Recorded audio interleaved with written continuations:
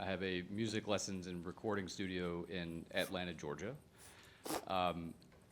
And your content, you and Layla, what you've done has profoundly changed my life because you've put me out of my comfort zone in how I think. And so I sell music lessons to neurodivergent kids between 8 and 18. We have $500,000 of revenue. Awesome. I think we could be at $2 million of revenue. Yeah. And what's stopping me is I've realized that the model is completely broken. I'm underpriced. I'm overcompensating the staff. We're underutilizing capacity in terms of Square footage, time, and physical space and time.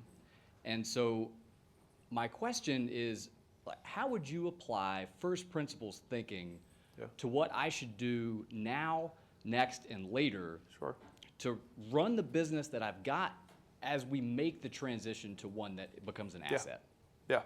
So basically the core, so there's a chunked down version and a chunked up version of the core economic engine that makes a business successful. So LTV to CAC is the smallest version of that engine. You put some money in, you get more money out. That's the gross profit you run the entire business off of. At a higher level, it's return on invested capital, right? So it's like, okay, that's what the core machine is, but then there's also equipment, there's leases, there's build outs, there's all that stuff that goes into it that's not typically included in LTV to CAC. And then how much does it cost us to build this machine again and again? So that's kind of how I think about it. Like micro level, it's LTV to CAC.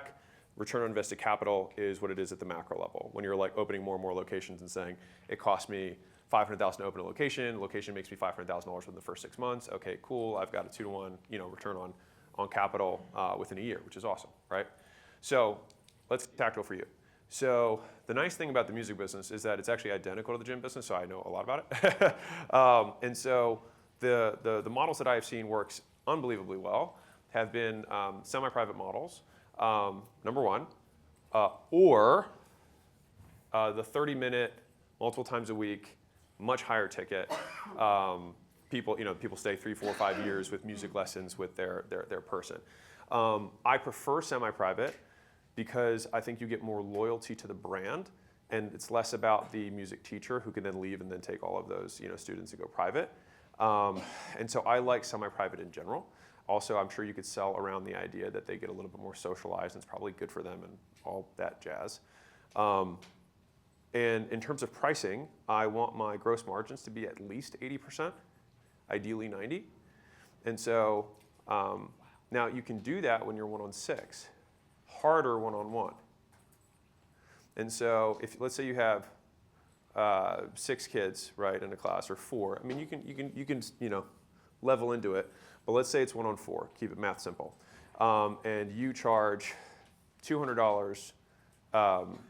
$50 per session times 4 kids is $200. You make $200 per session, right? Well, for you to pay for an hour of a music teacher's time, what does that cost? Right now, that would be $40 to $50. Okay, so that's 80% right there. So 240, so 80% gross margins right there. Now, if you charge $60 a session, you'd be at 240. So then you'd be at like 84, whatever, in terms of gross margins. So you're above that. But that's my rule of thumb for brick and mortar service businesses is I want it to be over 80, ideally over 90, but I will not do a business if it has lower than 80% gross margins. Some people do, I just don't like to, because you don't have enough cash to do anything. Right. And so then the question is, okay, how do we create the sales process and the positioning so that now you already are working with a special class of customers, and so I would imagine that you would be able to probably even more easily than a traditional music academy sell at a premium price. Because if I'm a parent who had a neurodivergent kid, I would be willing to pay for a specialist. And so specialist prices are a premium. So I think that would work. And in terms of the model, it's just headcount divided by teachers, basically. But you have to get the core gross profit right in the business, and then everything else kind of flows from there. I'm kind of in the same position that this guy over here was, and I don't have an operator, and so I'm kind of in that swamp too, and trying to. So we have to get more margin. You have to get more cash flow. Cash flow allows everybody to breathe better. So, okay, I guess that makes sense. We'd raise prices and get that, a different sort of client funding. Sell 1-on-4 and say, and just sell around the fact that it's a better experience for them. Because you don't want them to be married to a teacher. You want them to be married to, like, this is how I would sell it. I would say, listen, Mrs. Whatever, like, if your child becomes really attached to a single teacher, then if that teacher leaves, then all of a sudden this skill that they spent all this time on, they'll associate with the teacher, and then all of a sudden they stop playing violin after 5 years. You don't want that. I don't want that. What we want is to create a positive relationship with the skill, so they just continue for life, right? Right. And so we facilitate that by having other people in the sessions, and so that the teachers sometimes do change, so that no one really goes too attached to anybody, but they really grow attached to the craft. That's how I would sell it. Whether that's true or not, no idea. But that's, I don't know. Yeah. But like, that's how I'd sell it. Right. Does that make sense? It does. Yeah, so that would be my positioning. And I think if you just switch the ratio to 1-on-4, and so, okay, everybody. So if you are capacity constrained, so some of you guys are in that position, like you can barely handle the customers that you have right now. You have 3 solutions. The easiest solution is you just raise prices.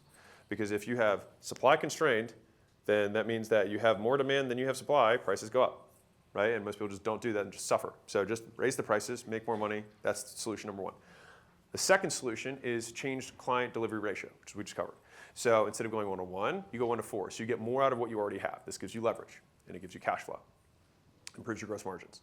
The third way is to bring other people in who can do what you do, which is then delegating, the responsibility, right, to somebody else. So that's the ultimate leverage, so you don't have to do any of it. Does that make sense? So those are kind of like the 3 steps that I think about when I have somebody who's supply constrained and they don't have any time. They can't grow the business and they can't sell more customers, but they need to sell more customers to grow the business, and it's the rock and hard place.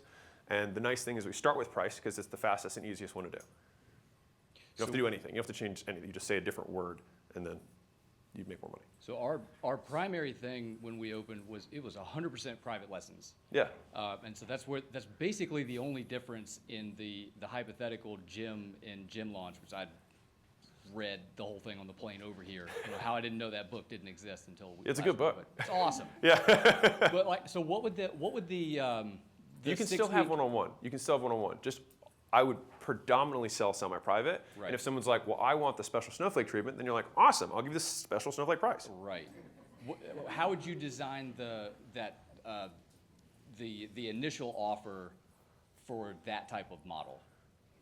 The 6-week beginner challenge version. So I would have, so you would know this, you would know the outcome better than I do, but it would be something, whatever the fast outcome that you can deliver to a kid who's neurodivergent, who picks up a violin, or whatever the instruments that you teach are, right? It's like, they'll be able to play this, like a song in this period of time, right? Now, it might not be good, but like, they'll be able to, you'll recognize it kind of, right?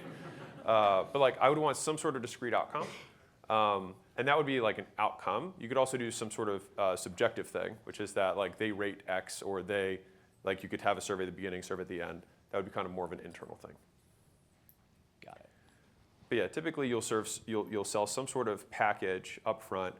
I'm going to guess that the price point for what you're looking at is going to be between $600 and $2,000 is what the upfront package would be, and then you would upsell or at least let people go into continuity on the back end. And it'd probably be somewhere in the neighborhood of like 6 weeks to 6 months. You would know that range better in terms of how long to sell for.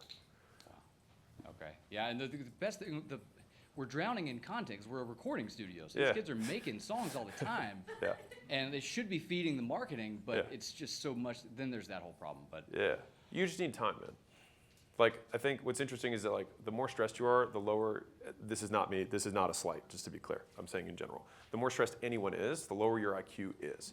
And so I'm saying this to say that, again, this isn't a you No, thing. it's fine. I'm saying that You're right. the problems that you struggle with when you are stressed, when you have a good night's sleep and a little bit of time, you solve in like 5 minutes. And so if you want to increase your capacity, it's like, let's solve for capacity. And then a lot of these things that are keeping you up at night, you're like, oh, we'll just run a 6-week thing or run a 12-week thing. We'll sell it for this. I can see how the margins work out. And like, we already have more demand than we can handle. So it's okay if people say no at our higher prices, because we'll make it up in profit anyways on the people who do say yes. Does that make sense? That wasn't a slight, to be clear. I'm saying for anybody. that's fine. Yeah, no, it's true. So Cool. I appreciate that. Thank Yeah, you bet. If you're a business owner and you're not growing as fast as you'd like, I'd like to give you a free gift.